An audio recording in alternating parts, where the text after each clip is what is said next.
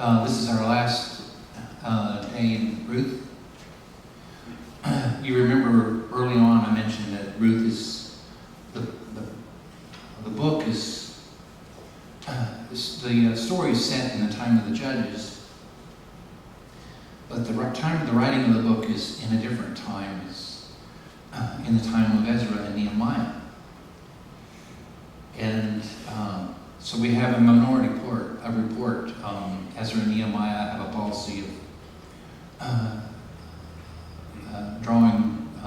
creating very strong boundaries between Jews, Israelites, and non-Israelite peoples, and enforcing those boundaries even harshly. And this is another story about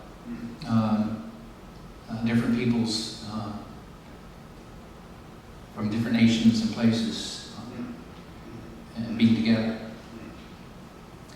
And Boaz had gone up to the gate, and he sat there, and he looked. And the redeeming kin of whom Boaz spoke was passing by, and he said, "Turn aside, sit down here, so-and-so." And he turned aside and sat down, and he took 10 men of the town elders, and he said, "Sit down here." And they sat down. And he said to the redeeming kin, "Naomi, who came back from the plain of Moab, sold the parcel of land that was our brother Elimelech's. And as for me, I thought I shall alert you, saying, acquire it in the presence of those seated here, and in the presence of my people's elders. And if you would redeem, redeem, and if you will not redeem, tell me, that I may know that there is none except you to redeem, and I, after you." And he said, "I will redeem." And Boaz said, on the day you acquire the field from Naomi, you will acquire Ruth the Moabite to raise up the name of the Lord, to raise up the name of the dead man on his estate. And the redeeming kin said, "I cannot redeem." And thus it was in former times in Israel concerning redemption and concerning exchange, to fulfill every condition, a man would remove his sandal and give it to his fellow man. And thus it was the practice in Israel. And the Redeemer said, "You acquire it." And he removed his sandal. And Boaz said to the elders and to all the people, "You are witnesses today that have acquired all that was Elimelech's and all that was Chilion's and Melhon's from the hand of Naomi, and also Ruth the Moabite, wife of Mahon. And I have acquired for myself as wife to raise up the name of the dead on his estate, that the name of the dead be not cut off from his brothers and from the gate of his place. You are witnesses today." And all the people who were there at the gate and the elders said, "We are witnesses. May the Lord make the woman coming into your house like Rachel and like Leah, both of whom built the house of Israel, and do worthy things in Ephrathah, and proclaim a name in Bethlehem. And may your house be like the house of Perez, to whom Tamar gave birth by Judah, from the seed that this young woman will give you." And Boaz took Ruth the Moabite, and she became his wife, and he came to bed with her, and the Lord granted her conception, and she bore a son. And the woman said to Naomi, "Blessed is the Lord, who has not deprived you of a redeemer today.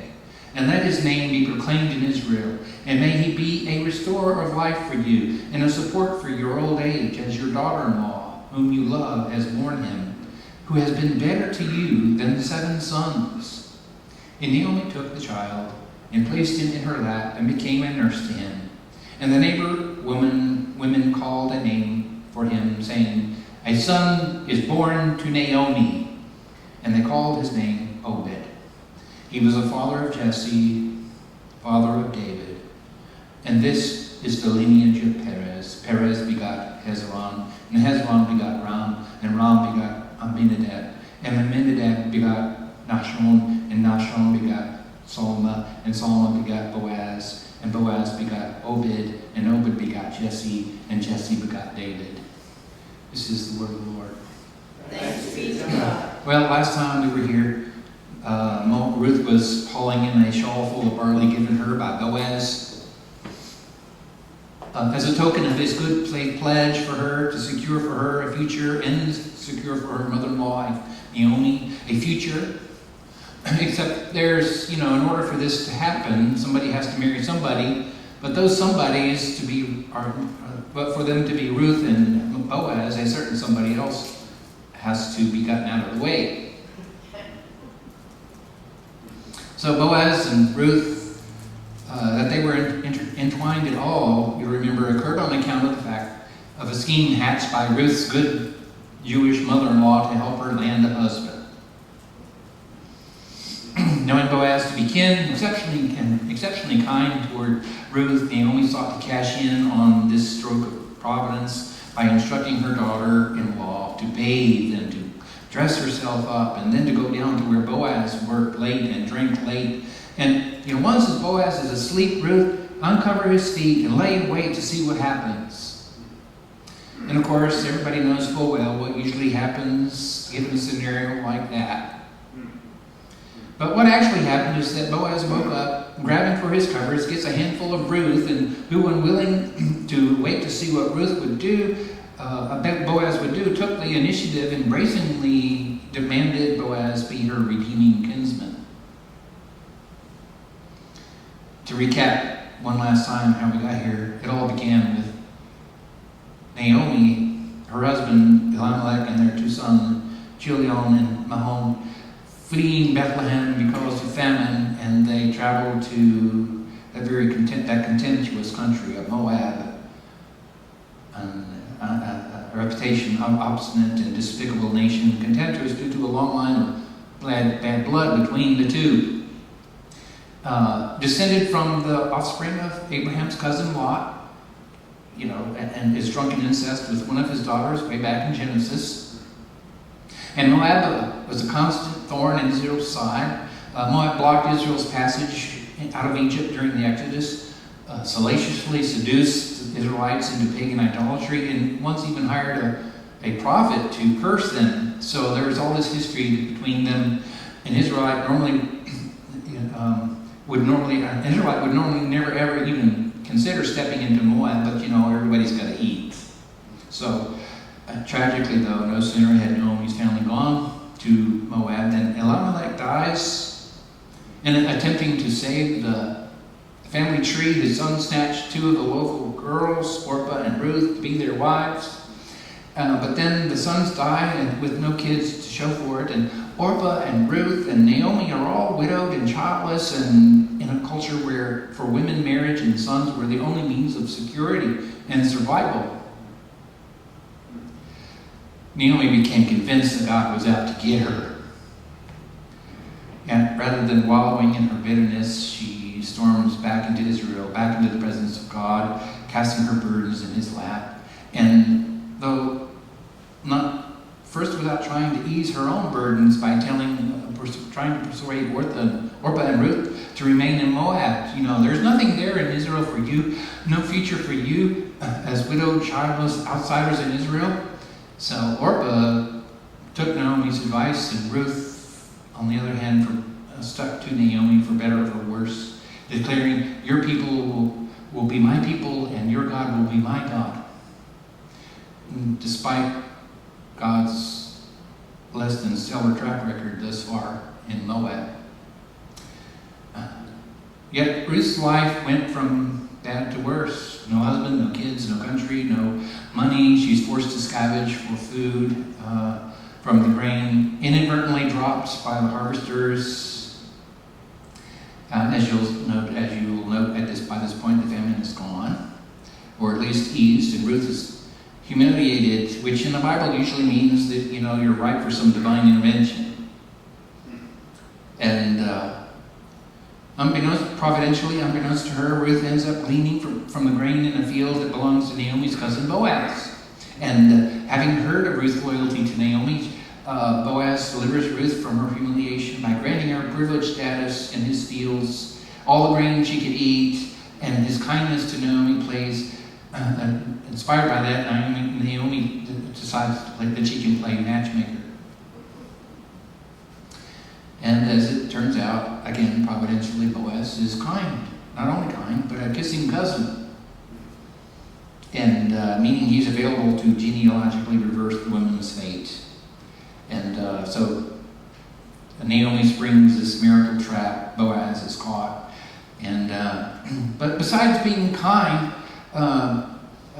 Boaz was keen to the fact that there was another, a closer cousin who by law had first dibs, and under ancient Jewish law, family law, the younger brother of the deceased husband is obliged to marry the dead brother's widow if she's without a male child, so that to perpetuate the dead brother's name by giving a male child to who would be considered his offspring.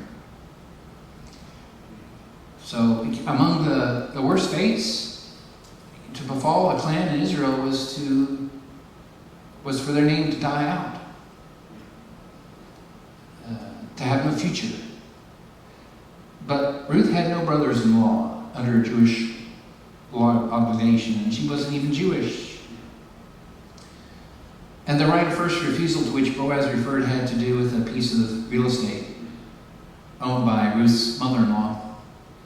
A widow, though, did not inherit inherit from her husband, which was why widowhood without sons was so precarious.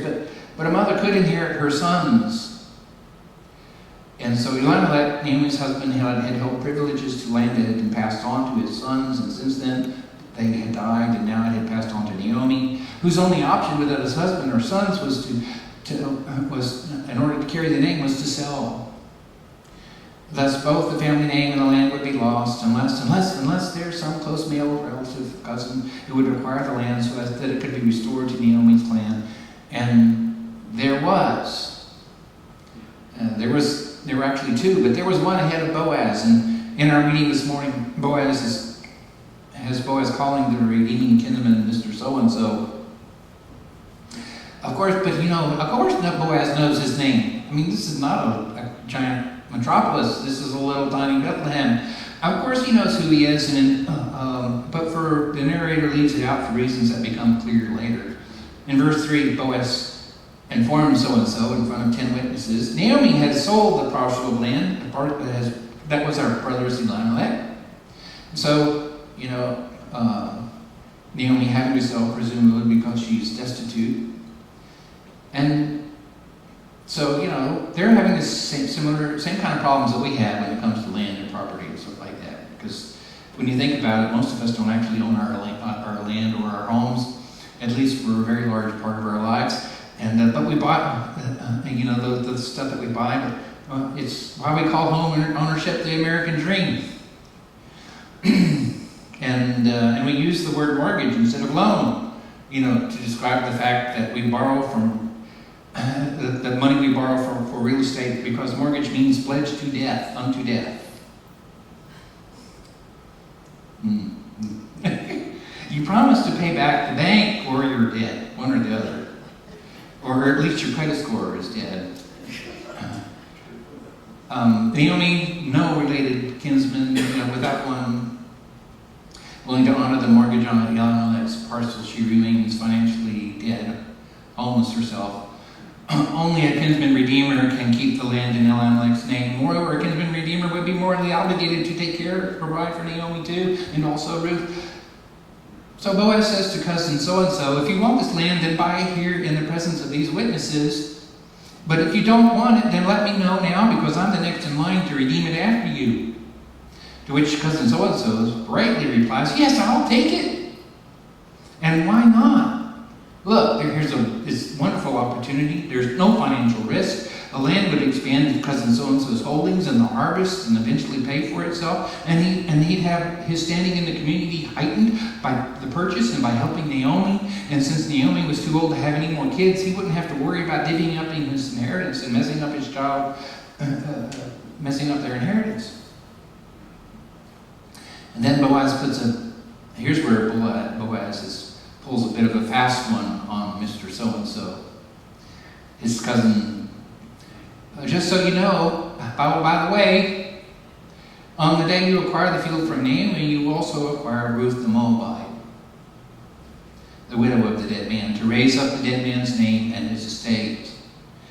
Now, this doesn't mean that cousin so-and-so would be purchasing Ruth along with the land. What it does mean is that there's a moral obligation to Naomi that stretched out to include Ruth, who was of childbearing age and connected to Elimelech through his dead son, which meant producing heirs with Ruth, to whom the land would go, and who wants all that hassle to own a piece of land that you wouldn't actually own.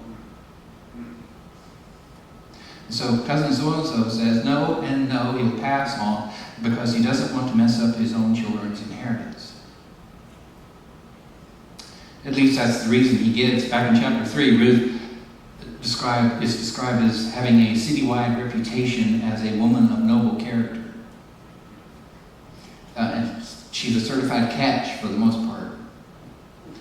I don't think anywhere in the book it says that she's a looker. I don't know, but surely cousin so-and-so is aware of all this, though, especially being related to Boaz and Naomi. Certainly he knew about Ruth and Naomi, that she would be part of the package. Yet it sounds as if maybe what he didn't know was where Ruth was from. Let's just say Boaz makes a point of identifying Ruth as a Moabite. Knowing that this will be troublesome to the kinsmen, Moabites are the traditional enemies of Israel. Jewish tradition teaches he refused to redeem for fear that Ruth would contaminate his family's bloodline. So Mr. So-and-so's prejudice is why his name is never worth mentioning. When Peggy and I we've been a number of different places. When we moved to Gloucester, Massachusetts, I didn't even know how to pronounce the word. I'm from the South. How do you pronounce Gloucester? What is it, Gloucester? Didn't even know how to pronounce it. We experienced some similar prejudice. We were poor but happy, just married, riding around in a brown Chevy Chevette, a cheap little car, and living in ultra-rich Ansquam, Massachusetts. Absolutely gorgeous, very picturesque place on Cape Ann. And of course, it need be said, I was a born and bred Southerner with roots sunk deep in the origins of bluff mud. I had to hide my own Southern prejudice. And when we moved to the North Shore of Boston, and honestly, it was a great experience. We loved it, good people. Yet we ourselves, outsiders, our accents always gave us away. You're not from around here, are you? Did you graduate from high school?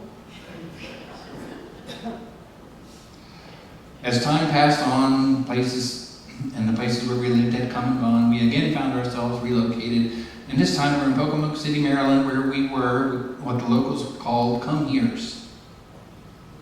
And we were outsiders, come-heres, who were to never enter into the truly enter into the hidden inner circles of the local community. More recently, we've relocated to marvelous West Union, South Carolina. And where we left behind all that petty prejudice. And since everyone here is nice and just happy to have you, and we took out a death pledge on the house on West Main Street, West Union. And, being Southerners, it's easier to blend into being with other Southerners, even though Southerners can sometimes be very different from each other. And just don't ever say anything about having lived in Virginia or Maryland or Massachusetts. Because I did that once, and it was a mistake. The mood suddenly swung, and I was met with silence. Oh, the disappointment, pity even. On the spot, I found myself recategorized as a Northerner. Sometimes I've tried to be preemptive. I tell people that I'm from Charleston, and down there they think all y'all up here are Northerners. Again, silence. It's how I imagine cousin so-and-so was sounding. He was all ready to redeem that land in noble Ruth until Boaz mentioned Ruth was a Moabite. And then, he said, and then you can just see the disappointment. And even the condescension. And then verse 6, I cannot redeem lest I spoil my estate. Which had been Boaz's plan all along. Playing to his cousin's prejudice, Boaz able to make good on his pledge to Ruth and Naomi.